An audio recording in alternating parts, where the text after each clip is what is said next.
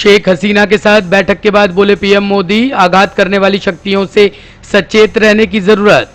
प्रधानमंत्री नरेंद्र मोदी आज बांग्लादेश की प्रधानमंत्री शेख हसीना के साथ बैठक के बाद प्रेस कॉन्फ्रेंस में शामिल हुए। यहां दोनों नेताओं ने भारत बांग्लादेश के बीच लगातार गहरे होते रिश्तों पर एक दूसरे को बधाई दी और कई समझौतों पर हस्ताक्षर किए। पीएम मोदी ने कहा कि आज बांग्लादेश भारत का सबसे बड़ा साझेदार है। उन्होंने कहा कि बांग्लादेश हमारा बड़ा व्यापारिक पार्टनर है। हमारे घनिष्ठ सांस्कृतिक संबंधों में भी निरंतर वृद्धि हुई है। आज हमने आतंकवाद और कट्टरवाद के खिलाफ सहयोग पर भी जोर दिया है। 1971 के साहस को जीवंत रखने के लिए भी ये बहुत आवश्यक है कि हम ऐसी शक्तियों का मिलकर मुकाबला करें जो हमारे आपसी विश्वास पर आघात करना चाहती है। सबसे पहले मैं प्रधानमंत्री शेख हसीना जी और उनके प्रतिनिधिमंडल का हार्दिक स्वागत करता हूं। पिछले वर्ष हमने बांग्लादेश की स्वतंत्रता की 50वीं वर्षगांठ, हमारे डिप्लोमेटिक संबंधों की स्वर्ण जयंती और बंगबंधु शेख मुजीबुर रहमान की जन्म शताब्दी को एक साथ मनाया था। पिछले वर्ष 6 दिसंबर को हमने पहला मैत्री दिवस भी साथ मिलकर पूरी दुनिया में मनाया। आज प्रधानमंत्री शेख हसीना जी की यात्रा हमारे आजादी के अमृत महोत्सव के दौरान हो रही है और मुझे पूरा विश्वास है कि अगले 25 सालों के अमृत काल में भारत बांग्लादेश मित्रता नई ऊंचाइयां छुएगी। फ्रेंड्स, प्रधानमंत्री शेख हसीना जी के नेतृत्व में बांग्लादेश ने उल्लेखनीय प्रगति की है। पिछले कुछ सालों में हमारा आपसी सहयोग भी हर क्षेत्र में तेजी से बढ़ा है। आज बांग्लादेश भारत का सबसे बड़ा डेवलपमेंट पार्टनर और क्षेत्र में हमारा सबसे बड़ा ट्रेड पार्टनर है। हमारे घनिष्ठ सांस्कृतिक और पीपल टू पीपल संबंधों में भी निरंतर वृद्धि हुई है। आज प्रधानमंत्री शेख हसीना जी और मैंने सभी द्विपक्षीय, क्षेत्रीय और अंतर्राष्ट्रीय मुद्दों पर व्यापक चर्चा की। हम दोनों का मानना है कि कोविड महामारी और हाल के वैश्विक घटनाक्रम से सीख लेकर हमें अपनी अर्थव्यवस्थाओं को और मजबूत बनाना होगा। हमारे बीच कनेक्टिविटी के विस्तार से और सीमा पर ट्रेड इंफ्रास्ट्रक्चर के विकास से दोनों अर्थव्यवस्थाएं एक दूसरे से और अधिक जुड़ेगी, एक दूसरे को सपोर्ट कर पाएगी।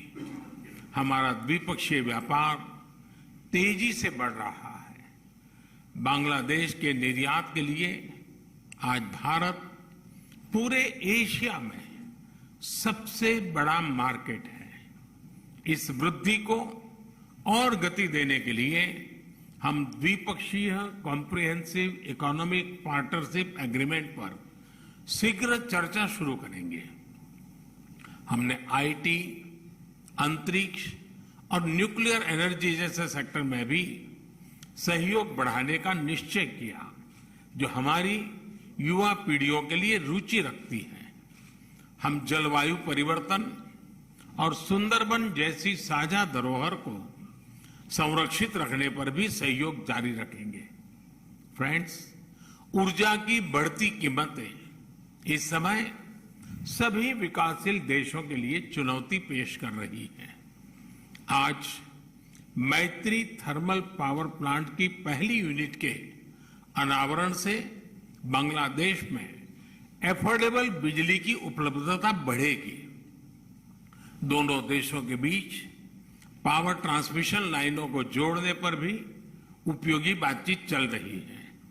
रूपसा नदी पर रेलवे ब्रिज का उद्घाटन कनेक्टिविटी बढ़ाने की दिशा में एक उल्लेखनीय कदम है। यह ब्रिज भारत की लाइन ऑफ क्रेडिट के तहत खुलना और मोंगला पोर्ट के बीच बनाई जा रही नई रेलवे लाइन का एक महत्वपूर्ण हिस्सा है। बांग्लादेश के रेलवे सिस्टम के विकास और विस्तार के लिए भारत हर प्रकार सहयोग जारी रखेगा। फ्रेंड्स, ऐसी 54 नदियां हैं जो भारत बांग्लादेश सीमा से गुजरती हैं और सदियों से दोनों देशों के लोगों की आजीविका से जुड़ी रही हैं। ये नदियां, इनके बारे में लोक कहानियां, लोकगीत हमारी साझा सांस्कृतिक विरासत के भी साक्षी रहे हैं। आज हमने कुशियारा नदी से जल बंटवारे पर एक महत्वपूर्ण समझौते पर हस्ताक्षर किए हैं। इससे भारत में दक्षिण असम और बांग्लादेश में सिलहट क्षेत्र को लाभ होगा। फ्लड मिटिगेशन के संबंध में सहयोग बढ़ाने पर भी मेरी और प्रधानमंत्री शेख हसीना जी की उपयोगी बातचीत हुई है।